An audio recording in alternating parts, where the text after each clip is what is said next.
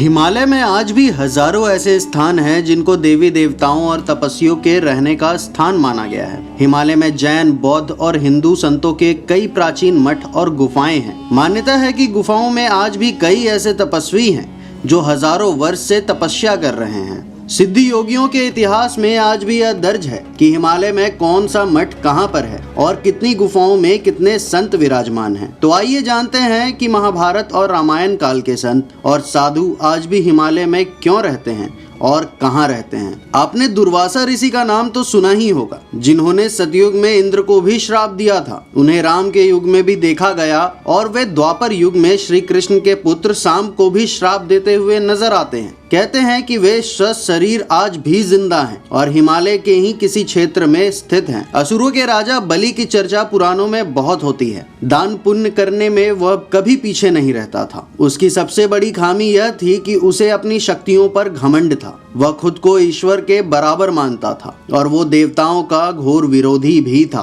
भगवान विष्णु ने राजा बलि को न केवल चिरंजीवी होने का वरदान दिया, बल्कि वे खुद राजा बलि के द्वारपाल भी बन गए। कहते हैं कि राजा बलि आज भी जिंदा हैं और वह हिमालय की किसी गुफा या जंगल में रहते हैं। जामवंत के बारे में कहा जाता है कि उनकी उम्र परशुराम और हनुमान से भी ज्यादा लंबी है। जामवंत सतयुग और त्रेता युग में भी थे और द्वापर में उनके होने का वर्णन मिलता है। जामवंत जी ने ही हनुमान जी की शक्तियों को याद दिलाया था और तो और श्री कृष्ण की एक पत्नी जामवंत की पुत्री ही थी। जामवंत जी को चिरंजीवी में शामिल किया गया है जो कलयुग के अंत तक रहेंगे। कहते हैं कि हिमालय की किसी गुफा में आज भी वे विराजमान हैं। हनुमान जी को एक कल्प तक इस धरती पर रहने का वरदान मिला है। एक कल्प यानी 4 अरब 32 करोड़ साल हैं। श्रीमद् भागवत पुराण के अनुसार हनुमान जी कलयुग में गंधमादन पर्वत पर निवास करते हैं। मान्यता है कि हिमालय के कैलाश पर्वत के उत्तर में गंधमादन पर्वत स्थित है और यही कहीं हनुमान जी भी रहते हैं।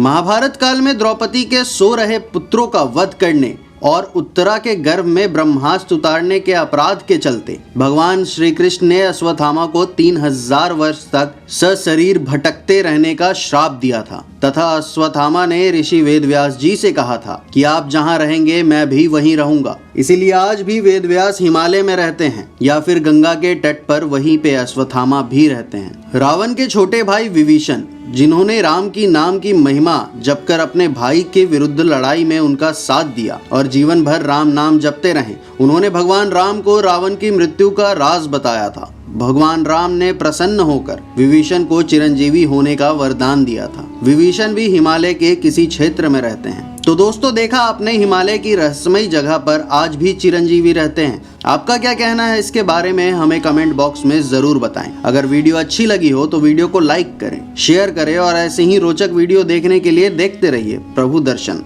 धन्यवाद।